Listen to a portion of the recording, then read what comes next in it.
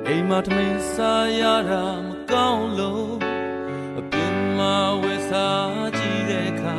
ဆိုင်ကရောင်းတဲ့ထမင်းနဲ့ဟင်းဟာမင်းချက်တဲ့ဟင်းလောင်မကောင်းဘူး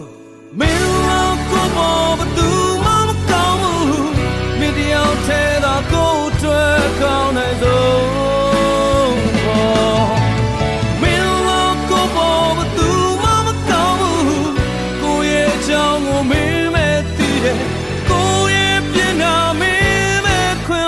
သူရှိ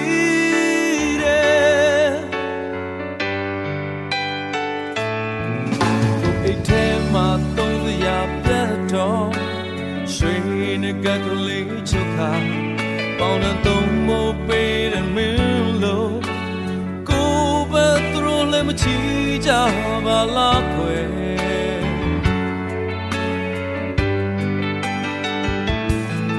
နေထိုင်မကောင်းလို့အိမ်ရတဲ့မှာကိုတယောက်တည်းအားငယ်နေဝေယဝစ္စမျိုးကိုပေါ်ဘသူမှပြုစု